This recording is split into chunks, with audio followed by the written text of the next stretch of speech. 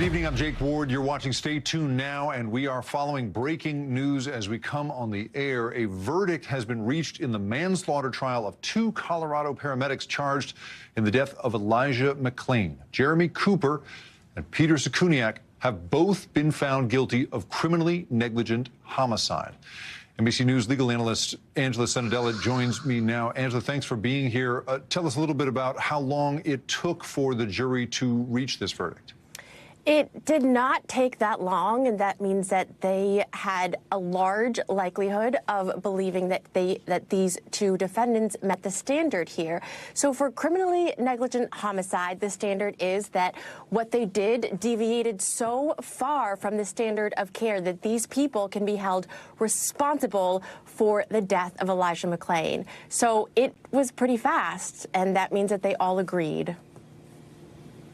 And Angela, of course, these are, life-saving, trained paramedics who are charged and found guilty here. I would have to imagine that the legal standard for charging them with something like this has to be very, very high. How uncommon is it in your experience that somebody with this job title would suddenly be on the receiving end of a verdict like this? It's extremely unlikely, and that is also why the defense said, look, these men were just doing their job, and they decided that this man in this condition was suffering from excited delirium, which is, even though it's controversial, it is considered to be a medical diagnosis, and that they acted in a way that they felt was consistent with what a professional would do at that time. So this is extremely uncommon. But that said, the prosecutors had strong arguments that clearly the jury believed. The prosecutors really honed in on the fact that these paramedics did not do a lot of the things that were required prior to giving the ketamine. And that means they didn't take vital signs. They didn't talk to the police.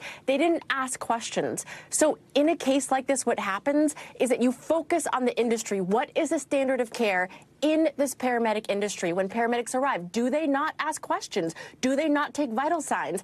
And here it seems that they generally do, and that's why they were found guilty.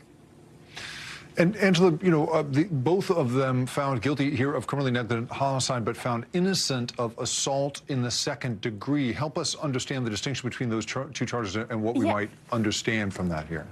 It is so interesting because there was a question of intent here, and it appears that the jury did not believe that these men intentionally harmed or killed or in any way committed bodily injury to Elijah McClain. So they do understand that it was an accident, meaning that it was not intentional. But that's the standard for a criminally negligent homicide is that you should have known. So it doesn't actually matter if you knew or you didn't. It means that you deviated so extremely from the industry standard of care that you should have known better.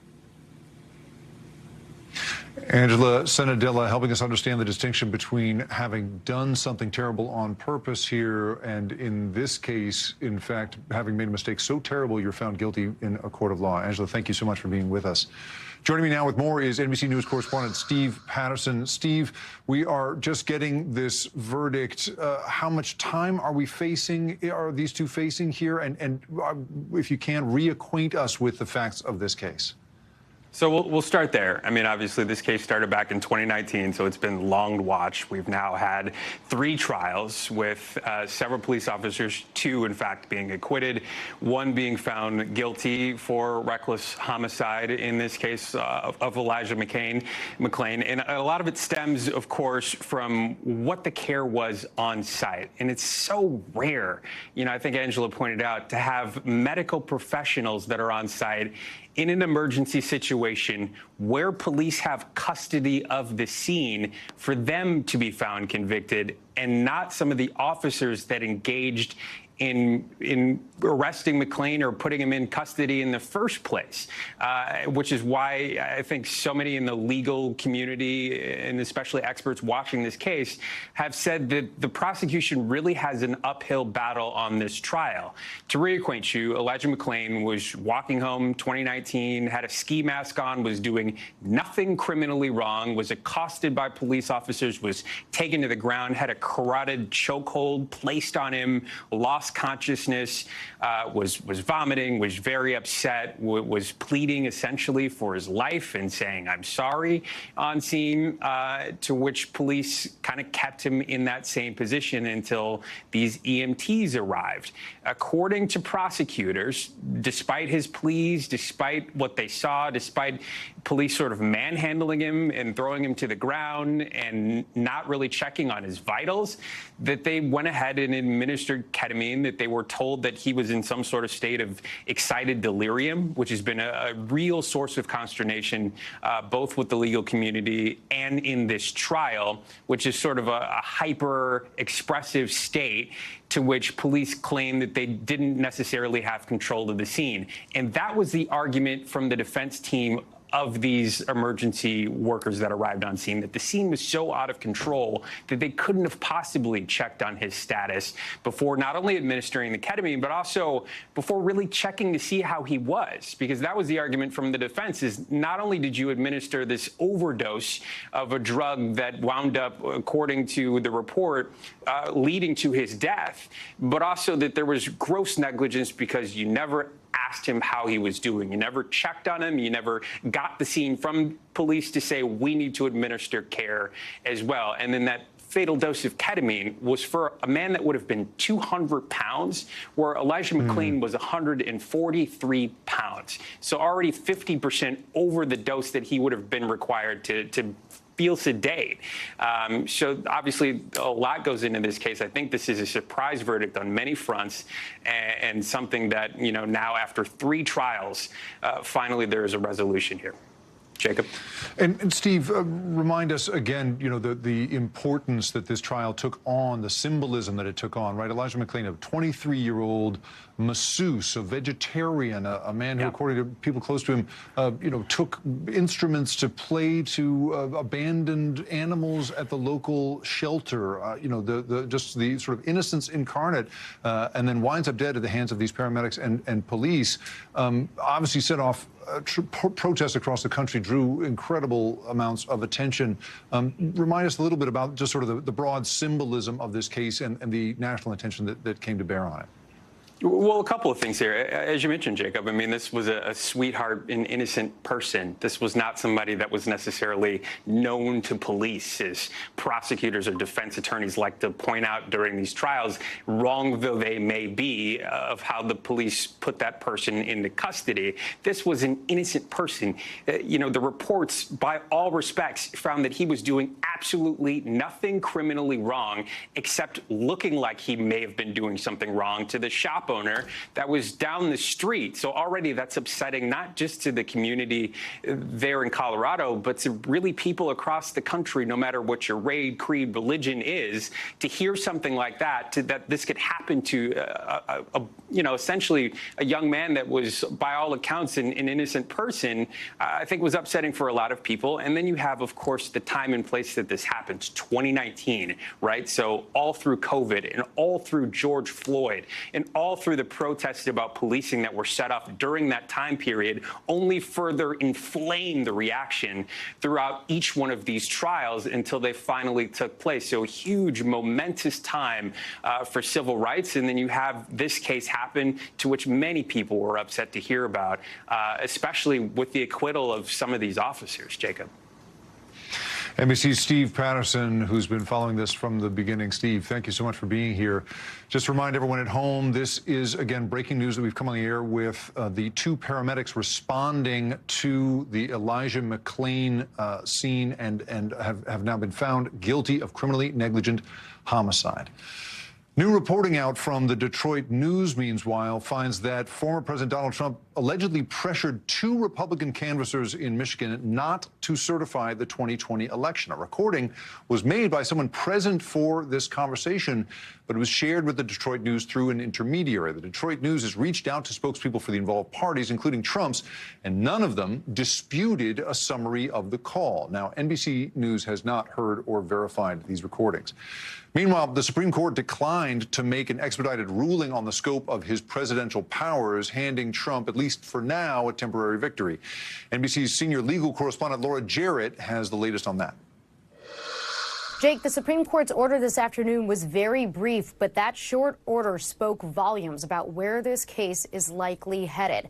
Remember, the trial is set for March of next year, but the upshot of the Supreme Court's decision this afternoon basically means that trial date is going to slip, undoubtedly, by potentially weeks, if not months. Just to remind folks how we got here, a lower court in Washington found that former President Trump is not immune for prosecution. This is about election interference, about all of the steps that he took while president, trying to cling to power in office. Wrongly, prosecutors allege. A lower court said he's not immune. Donald Trump then appealed that to the D.C. Circuit Court of Appeals there in Washington, D.C. And by doing that, that's what made special counsel Jack Smith go immediately to the Supreme Court to try to get them to weigh in on this issue. It's not an issue that has ever come up before. And Jack Smith wanted the highest court in the land to take it on head on. But they said, not so fast. Go back down and go through the regular process. So that's what's going to happen now. The Federal Appeals Court in Washington, D.C. is going to take up this immunity issue for itself on January 9th. And then whoever loses there in front of the D.C. Circuit can then once again come back to the Supreme Court. So one way or another, this issue is coming back to the Supreme Court. Jake, back to you. The days leading up to Christmas are always spent on the go, with millions doing whatever it takes to spend time with loved ones or jam in that well-deserved vacation. But along with your toothbrush this year, you should pack some patience, as AAA is predicting some 115 million Americans will likely be alongside you on your trip. Major airports across the country are definitely feeling all of that demand today. In some places, seeing longer lines to get into the terminal than to get through security, like at LAX a few hours ago. And at Reagan National Airport in D.C. today, the TSA lines inside the terminal were also the stuff of nightmares. Scenes like these across the country, travelers in different cities all had the same idea, and they were taking no chances. So what time is your flight? 11 o'clock. And what time did you get here? Oh, about 6:30. Wow. I don't mind taking an early flight, but I know next time I'll probably do it maybe like 8 in the morning. Like I had to get up at like 4 in the morning to take this flight. We're here 3 hours early, so we don't hit the lines of people. I was gonna say, Yes. Were you watching something yesterday that kind of show you how large the crowd Yes. was? Oh my gosh. We had to be here early, so we got the Uber early. We're gonna sleep at the airport. Yeah. I had one family member wake up at 2:45 for a 4:40 flight. I think that's the kind of thing we are all feeling today. And even more people are driving this year than flying, upwards of 103 million people, according to AAA.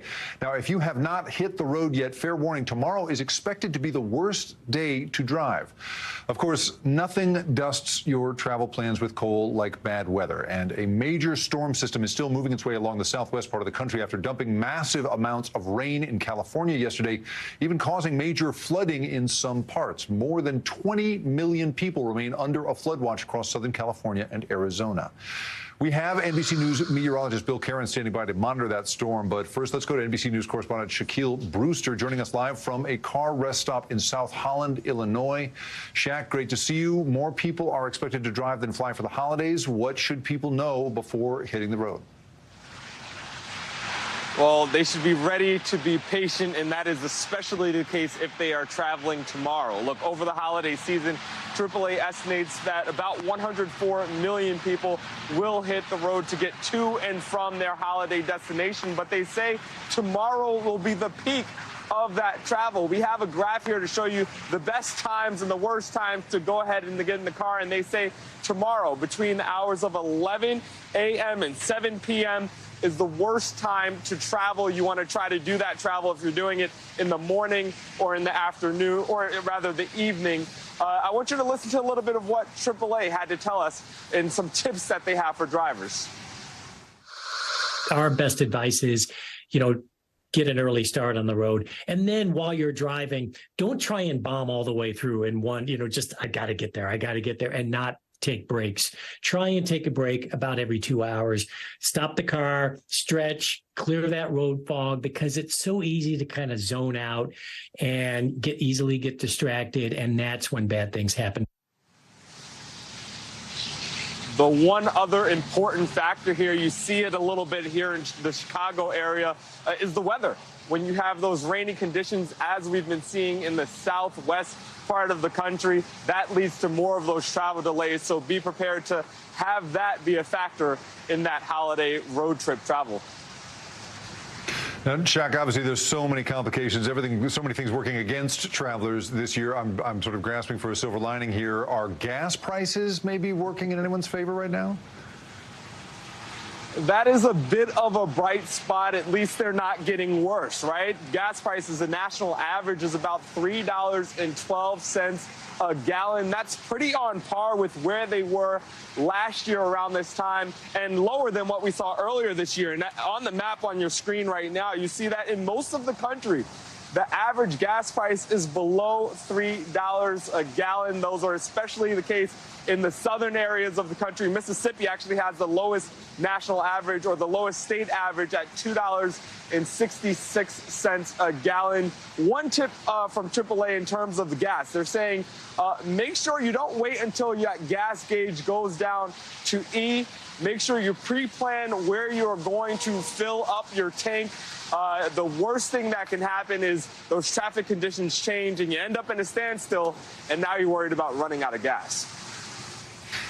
And Shaq, of course, we saw so many problems last year for those planning to fly. What does it look like this year? Are there any trouble in the skies today with major delays or cancellations?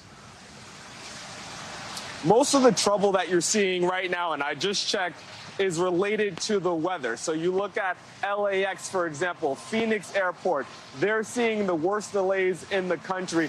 Nationally, the national picture, I'm looking at the update right now, you have about more than 4,000 delays across the country and 80 cancellations. I'll tell you, I was doing this exact assignment last year, and those numbers are much lower than what we saw last year when you had Southwest dealing with that major meltdown around this time. So better conditions right now, but again, it's all about the weather, or a lot of it has to do with the weather. If the weather shifts and if those weather conditions worsen, then that can lead to more travel delays, not just in the air, but of course, also on the road, Jacob.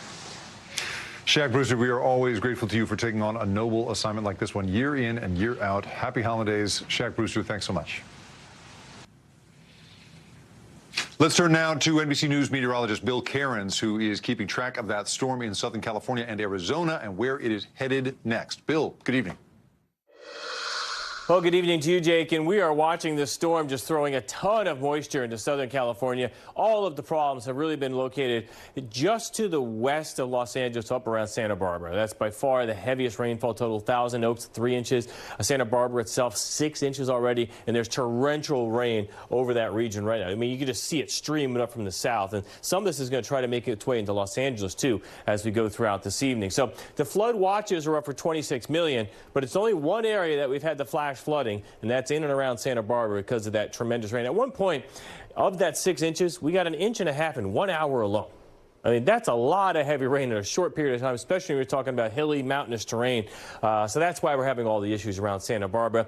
And tonight, we could see other issues similar to that. We don't think it's going to be quite as bad, but it is possible. So here's a closer view of the radar, and you can just see all this mess off the coast. When you get to the yellows and the reds, that's heavier rain. And when that gets into the mountains, it gets even worse. So that's, again, Oxnard, Oakview, Thousand Oaks, Santa Barbara. That's the area of greatest concern. And as we go throughout the night, this will all slowly on tonight and Friday will be shifting towards Arizona. Saturday, it looks like the day Arizona will have its best chance for heavier rain and flash flooding, mostly, especially the desert wash areas. Now, travel impacts. This is the biggest issue, obviously, with so many people hitting the roads and going to the airports.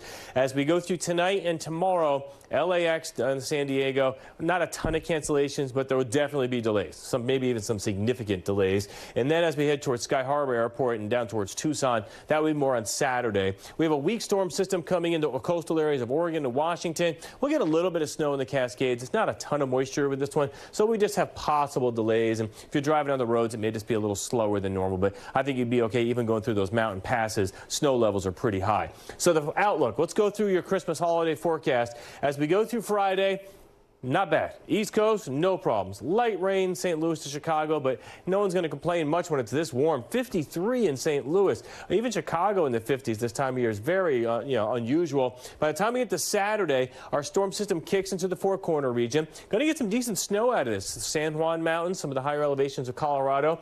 Then on Sunday, Christmas Eve, our storm shifts into the middle of the country. It gets stronger. Heavy rain, flood threat possible right along the Texas-Louisiana border, along with Arkansas and areas around Kansas City. We'll have to watch you. Very warm and unusual Christmas Eve. But the backside of this is our best shot of having a white Christmas. Somewhere from Denver, Cheyenne, northwards to Rapid City, western portions of Nebraska, you have a chance, maybe even a couple inches. Then on Christmas Day, some lighter snow continues in this region, where just a rainy forecast, unfortunately, all through the Midwest, Ohio Valley, and through the Deep South. Dry and beautiful, very mild day for people to even head out and play with their toys in the Northeast. So the big question, Jake, everyone wants to know who has the best shot of a white Christmas. Here's the snowfall forecast over the next 5 days. And notice the blue areas, that's where you could get up to 3 inches of snow. So our friends in Denver, fingers crossed for you on Christmas Eve. Fingers crossed. Thanks, Bill. Don't go anywhere. We are just getting started. Up next, a miraculous rescue. A man in San Diego freed from a narrow tunnel during a rescue mission that lasted more than 18 hours. And Charlie Sheen was apparently attacked by his neighbor inside his home. Those details are just ahead. Please stay tuned.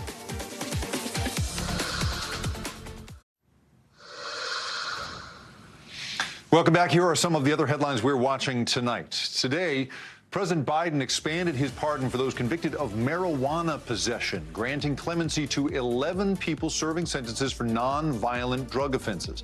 These pardons are for those arrested for or convicted of simple or attempted possession or use of marijuana, regardless of whether they have, in fact, been charged or prosecuted yet. However, these are for federal cases. The pardons don't apply to state convictions.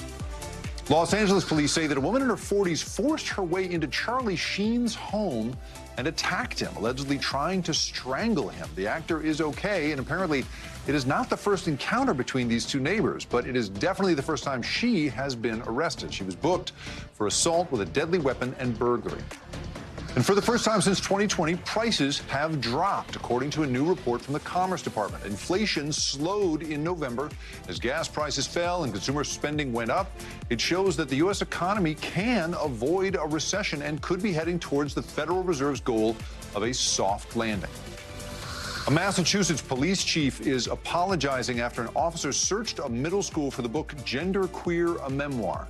The book is about gender identity and has been banned in other districts in the area. The chief says that they were obligated to do this search since a complaint was made to the police.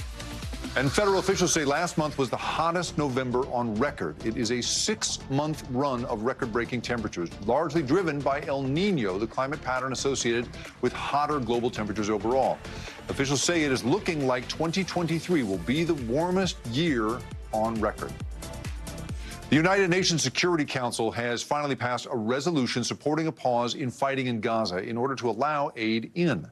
It took nearly a week to get that language right in order to ensure that the U.S. would not block it.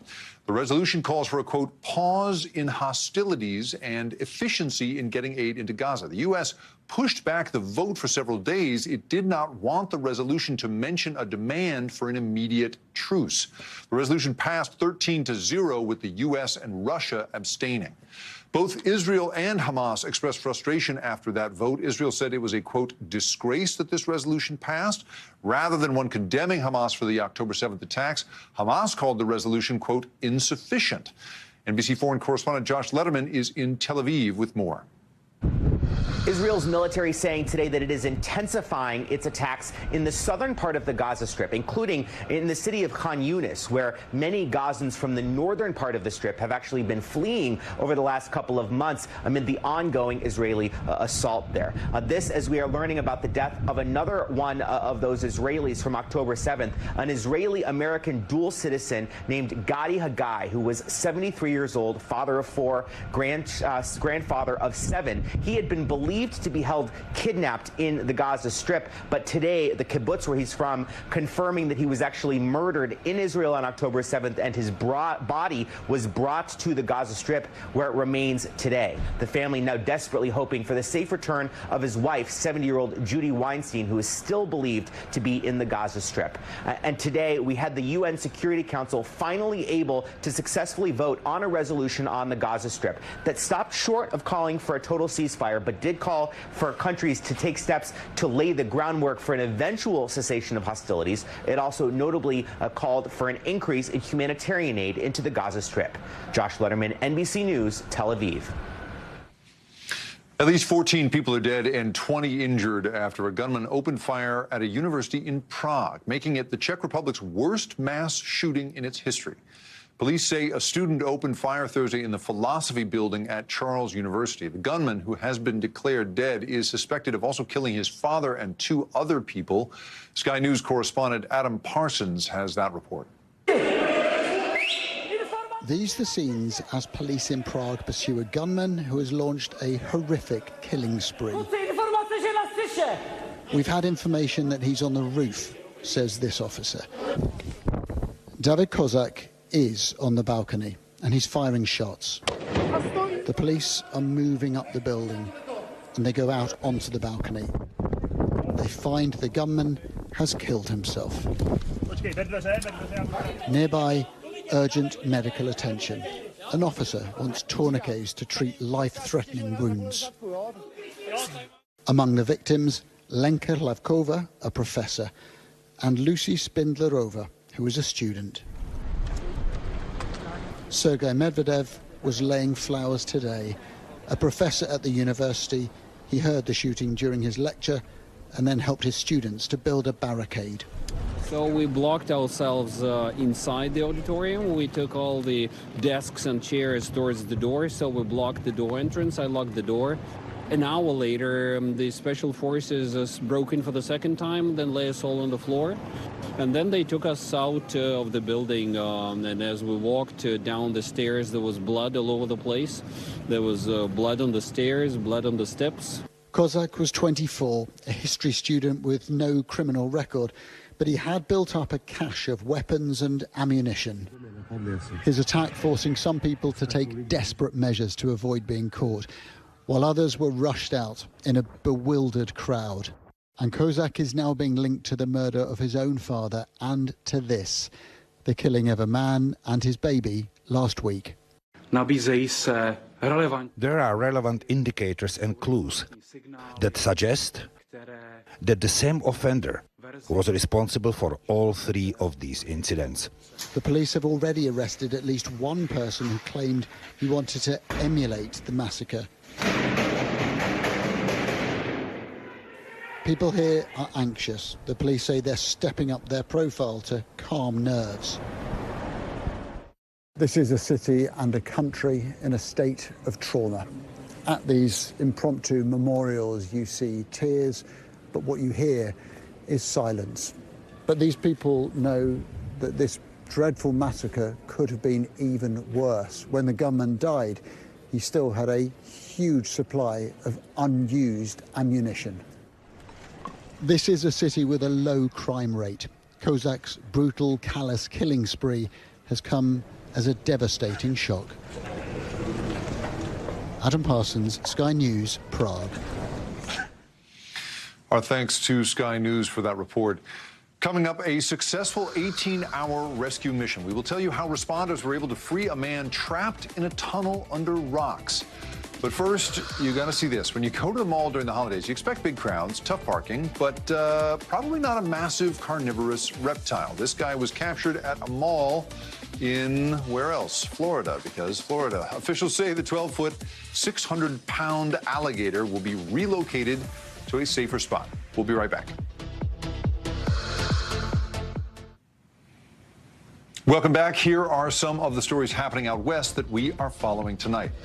You have to drop a lot of snow on Alaska to break records, but that's what's happened, and it has led to a major roof collapse Wednesday. The Anchorage Fire Department says no one was inside this warehouse when it happened. Officials also believe the cause of the collapse was a structural failure. The roof was holding so much snow it amounted to about double what it was built to withstand. Prosecutors in Idaho are asking for the trial against Brian Kohberger to begin in the summer of 2024. Kohberger is accused of killing 4 college students last fall. In a new filing, prosecutors noted that the local high school's close proximity to the courthouse might be a reason for the summer start of the capital murder trial. And the Dodgers are giving their fans an early Christmas present. The team has reportedly signed pitcher Yoshinobu Yamamoto to a 12-year, $325 million deal. That's quite a Christmas present for him, and it's the most guaranteed money ever given to a full-time pitcher. The team has not yet confirmed the deal to NBC News pending a physical, but it is yet another historic free agent acquisition by the Dodgers, and one that is sure to drive up ticket prices this season. And the San Diego Fire Department is breathing a sigh of relief after rescuing a man who says he was trapped under a cliff for days. He appeared to have been taking shelter in the rocks you see there when he got stuck from the waist down. The fire department says he was trapped in a narrow space about 12 inches wide and wedged between a sea wall and an eroded cliff. Fire crews were able to hoist him out after about 18 hours. NBC News correspondent Liz Kreutz has more. Jake, this was amazing to witness. The man says he was stuck in this hole here on the cliffs for 3 days. Neighbors here are calling it a Christmas miracle. Tonight, a dramatic end to a dangerous rescue. A man finally free after being trapped deep inside a cliff along the San Diego coast. The harrowing around-the-clock rescue taking more than 20 hours and 150 crew members. This man has now emerged for the first time in potentially days. Crews carefully bringing him to safety. Try and shimmy with your right. Officials say the man fell 15 feet into a narrow hole just over a foot wide. He told authorities he had been screaming for days. There was no way to move them down. They were pinned from the midsection down through their legs. The man, who has not been identified, discovered Thursday afternoon by these teenagers who heard his cries and called authorities. Please help me get out of here. They took this video as they tried to help. And you could see his hand? Yeah. We were trying to pull him up. Unfortunately, we weren't able to, and at that point we realized just how stuck he was. The mission so challenging that some crew members had to go into the tunnel upside down, held up by their feet to drill through the rocks, at times hampered by high tide and concerns he could drown. He started losing a lot of consciousness through the night last night. Crews giving him an IV and Gatorade to keep him alive, working overnight through lightning and torrential rain, little by little chipping away at the rocks until they could ease him out. The man injured but alert, thanking crews as he was rushed to the hospital. Neighbors watching, overwhelmed and grateful. It's a Christmas miracle, that's all I can say. Now, authorities haven't given any information about who this man is or what led him to get stuck in this hole. He has some injuries, authorities say, to his lower torso and legs, but otherwise he is healthy and expected to be okay. Jake. Liz Kreutz at the scene. Liz, thank you so much. The crisis at the U.S. border is drawing more and more concern, with a record number of migrant crossings this week and not enough resources to keep up with them. Now, the Biden administration will be sending officials to Mexico next week to try to negotiate a border deal. NBC News correspondent Julia Ainsley has more. Tonight, Customs and Border Protection overwhelmed by an unprecedented number of migrants crossing the southern border. Nearly 50,000 undocumented migrants crossed in just 4 days this week, shattering records never seen before. The record levels pushing border stations past capacity. In Eagle Pass, Texas, migrants crossing dangerous waters and waiting by the hundreds to be taken in by Border Patrol. In Arizona, agents dropping off migrants in downtown Nogales to free up space. This single mother from Mexico says she wants to get to family in South Carolina. She said life in the state of Chiapas was too dangerous. We cannot work. There is too much violence, she tells us. With her, migrants from Africa, China, South America, young and old. Officials telling us dropping off migrants like this is a last resort. Here, migrants receive help from nonprofits before boarding buses, paid for by the county, then brought to shelters in Tucson. The director of nonprofit Casa Alitas says they need more help or migrants could be left lost and homeless. The funding that we have set aside for our work is not meeting the demand that we've seen. Biden administration officials plan to travel to Mexico next week to talk about curbing the record migration. More people are on the move in this hemisphere than that's been the case since World War II. The border crisis leading to more migrant deaths. This horrific video, captured just before 2 young migrants sank under muddy water at the Texas border and drowned. Back in Nogales, thousands continue to arrive, overwhelming an already broken system. The acting commissioner of Customs and Border Protection tells NBC News his agency is facing a serious challenge and needs more funding from Congress to continue to apprehend migrants who cross illegally. Julie Ainsley, thank you so much. Still to come, an inside look at the restored Notre Dame Cathedral 4 years after that devastating fire. That is ahead when we take a look at the headlines trending around the world.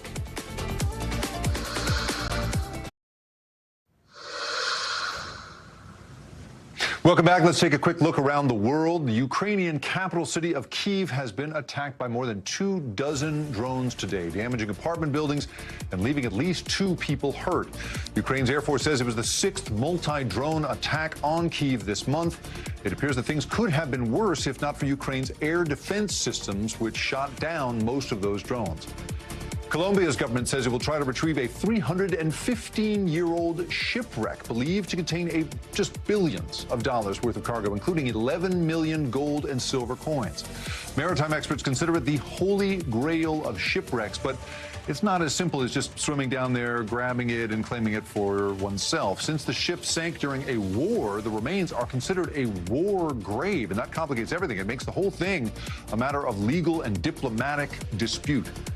And in Rome, archaeologists have discovered a banquet room estimated to be around 2,300 years old, and it appears to show the opulence of the time. The room is decorated in a mosaic scene littered with pearls, corals, marble, and crystals. In addition to being a place for entertaining, experts in the field say it was also a signifier of wealth and rank. In the roughly 2 months since the Israel-Hamas war began, Yemen-backed Houthi rebels have attacked cargo ships in the Red Sea 15 times. And as a result, global shipping companies and major retail brands have been forced to reroute their cargo the long way around Africa. This could be another supply chain crisis in the making. NBC's senior business correspondent Christine Romans has the latest. This video shows Yemen's Houthi rebels taking control of cargo ships. The Houthis provided the video and blurred faces, and it all demonstrates how they're disrupting one of the world's busiest shipping lanes in the Red Sea, where thousands of massive cargo ships travel through every year. Signs of a possible regional escalation of the Israel-Hamas conflict, also now affecting the global supply chain. A number of the world's biggest oil and cargo shippers have rerouted hundreds of ships to avoid the violence. The White House saying Friday it's monitoring the situation closely. Instead of a direct route from East Asia to ports in Europe, ships are instead going around the southern tip of Africa, estimated to be an extra 10 to 14 days of travel to avoid the attacks. Ill-equipped ports in Africa already becoming overwhelmed with massive cargo ships stopping along the long route. This according to a Reuters report citing shipping companies and analysts. Maersk, one of the largest shipping companies in the world, telling Reuters its vessels will try to gas up at origins or destinations in Europe or Asia to avoid adding more chaos. And brands like the planet's largest furniture store, IKEA, are warning about delays. Resurgent retailer Abercrombie & Fitch will move some shipping to air, according to an email to suppliers Bloomberg reviewed and reported. NBC has not seen the email, and Abercrombie did not respond to our request for comment. The attacks already leading to a 5% increase in the cost of shipping a container from Asia to the east coast of the U.S. since October 7th, according to logistics company Freightos. And everyone is keeping a close eye on gas prices, just starting to tick back up, as oil giant BP also diverting shipments. All countries have the right to move freely and lawfully in international waters. To try to prevent more disruptions, a new international force dubbed Operation Prosperity Guardian, led by the U.S., is shooting down drones and defending cargo ships. It will be damaging to Britain, damaging the whole world if there are these repeated attacks on shipping. The Houthi militant group has backed Hamas since the start of the war with Israel. And for now, with attacks in the Red Sea raging on, questions swirl on just how much the violence in the Red Sea could create more ripple effects around the world. NBC's Christine Romans, thank you so much. Now to an NBC News exclusive. It has been 10 months since that Chinese spy balloon drifted across the United States, but now the general who tracked it and then ordered it to be shot down is speaking out. NBC's Courtney Cubie has this story.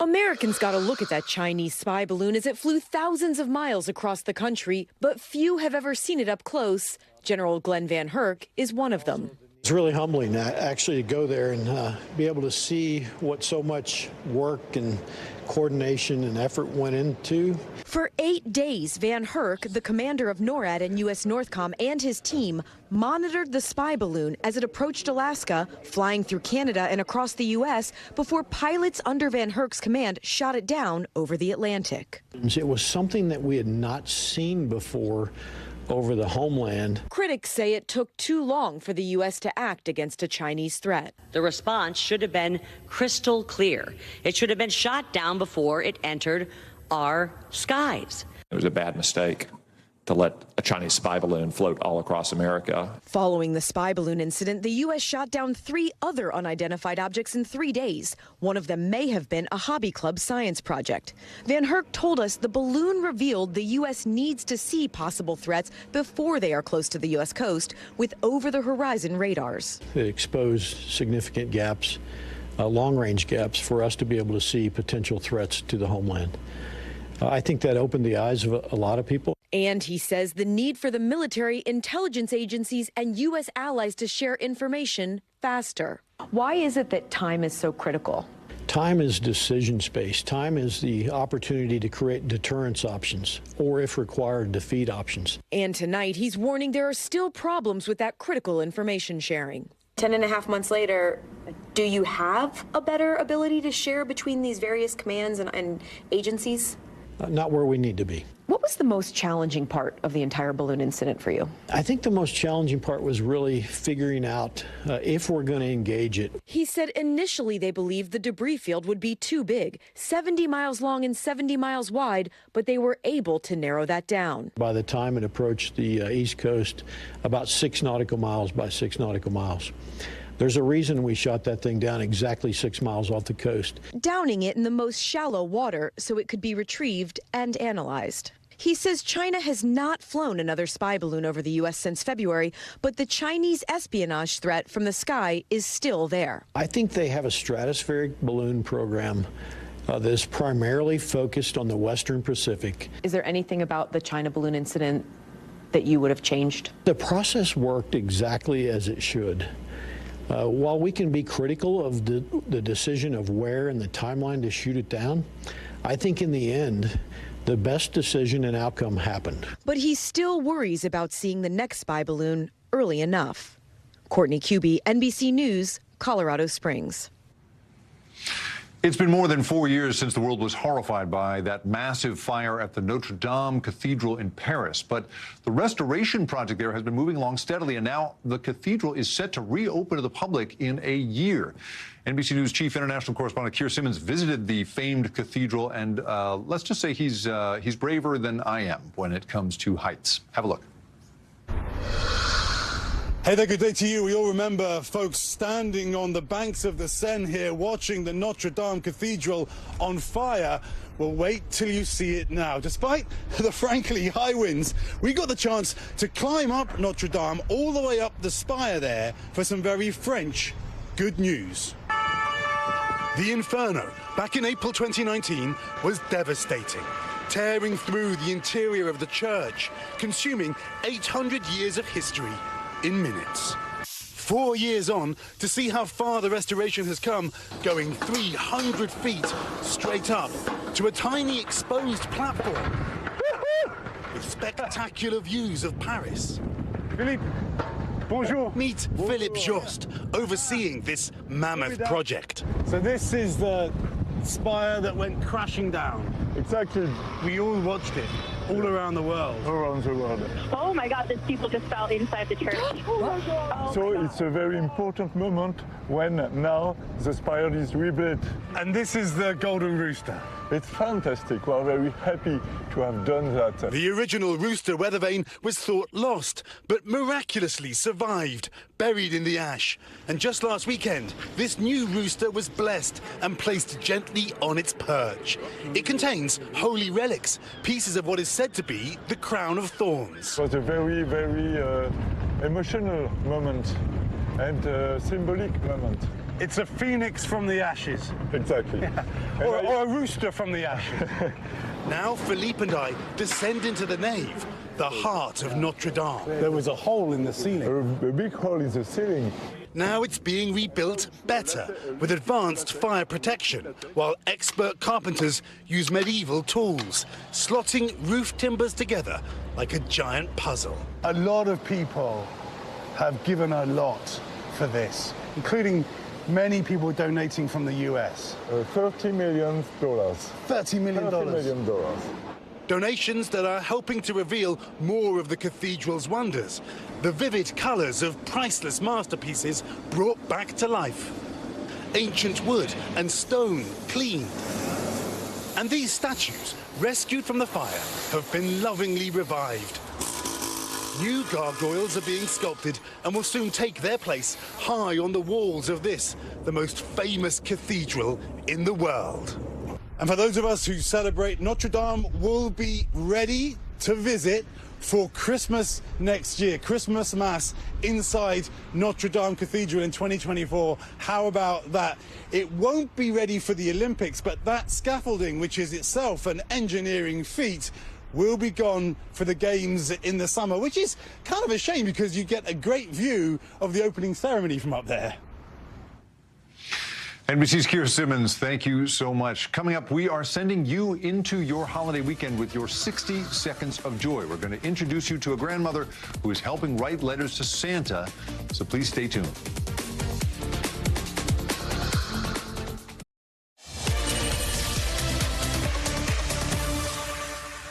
It's time now for the future of everything, starting with some bad news for Tesla. The automaker is recalling 120,000 vehicles because of doors potentially unlocking and opening during a crash. Tesla noticed this during a crash test, but has not heard, it says, about any real-life reports or injuries from customers. The affected models are 2021 through 2023 S and X vehicles. Tesla is releasing a software update to fix that problem.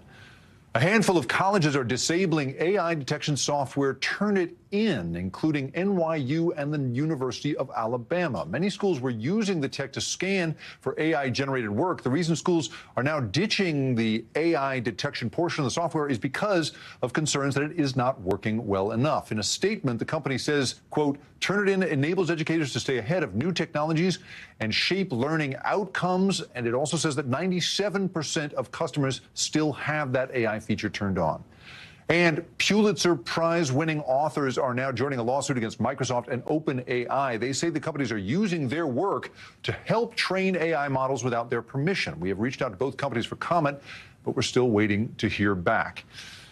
And turning now to a special military reunion 2 years in the making between a staff sergeant and the dog that he called his partner. NBC News correspondent Morgan Chesky was there for a heartwarming moment. I trust them with everything I have and with your life, with my life for sure. And you have to, because, you know, these are our partners. I instantly trusted John with his life. There's man's best friend, and then there's John, now a 10-year-old German Shepherd, who for Air Force Staff Sergeant Mike Alcala was the canine companion who always had his back. John was an explosive detection dog. Your job is really about saving lives. If there's something around, he's going to find it. No doubt about it. The duo worked side by side for 3 years at Joint Base Pearl Harbor Hickam in Hawaii, patrolling the base, local community, and even traveling abroad with the White House, working to sniff out any explosives. When was this photo taken? That was taken shortly after we got assigned together. But 2 years ago, Staff Sergeant Alcala's skills were needed elsewhere, and though he tried to have John move with him, it just wasn't possible. So John continued to serve on the island. Leaving him was rough. Yeah, it was definitely hard. Harder than you anticipated? Oh yeah, much harder. Think about, your dog at home. If you have one, you just imagine just walking out the door and just leaving them to someone else. It's very sad, but you know they're going to be in good hands. And while John was in good hands, before Staff Sergeant Alcala left, he made his partner a promise. I told them when I was leaving there, I said, I am coming back for this dog. So when he learned John was set to retire from active duty after 8 years of service, he went straight to his wife, Brittany. Brittany, any sort of negotiation that you kind of leaned into? Gotta fix the backyard. Okay. Yep. As the Alcalas got to work, the four-legged hero honored with a retirement ceremony on his own Hawaiian base, which included a special reading of the poem dedicated to the military working dog called Guardians of the Night. If we should meet again on another street, I will gladly take up your fight. Military working dog John, Whiskey 248, is relieved from active duty service. John, humble as he can be, more focused on his toy than any attention. After the send-off, John packed up and headed to the airport with a handler from the American Humane Organization. Come on, buddy, let's go to Texas. Where he was celebrated once again, this time by the citizens he served. American Airlines, please join me in welcoming John on board and express our gratitude.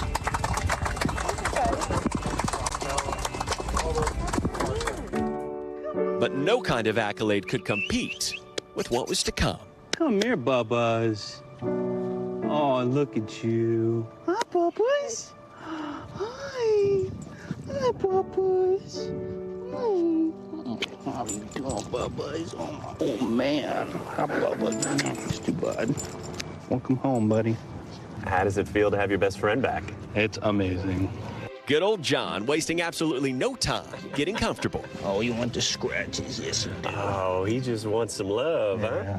And as Brittany came to say hello, she brought along John's new little sis, their 10-month-old daughter, Avery.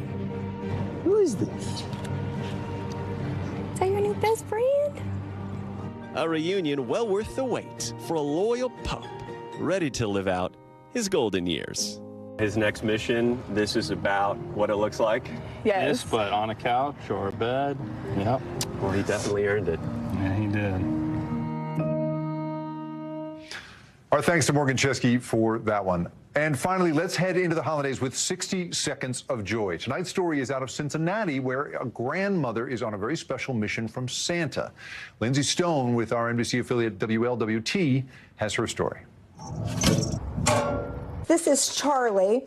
He just wanted some toys. Scattered across Brenda Samby's kitchen counter are dozens of letters for Santa. Brenda says health issues prevented her from enjoying annual Christmas traditions this year, like decorating a Christmas tree and light up the square.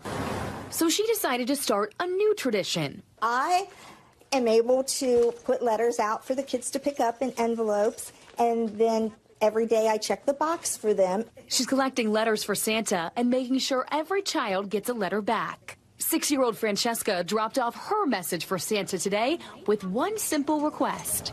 It was a letter for donkeys and puppies that don't have home. I just was so impressed with these children with the simple things in life. Brenda says even though this was her first year, she plans to play Santa's helper for years to come.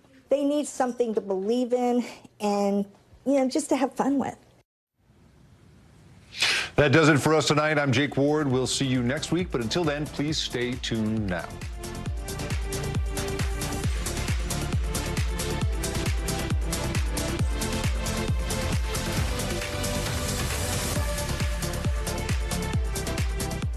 Thanks for watching. Stay updated about breaking news and top stories on the NBC News app or follow us on social media.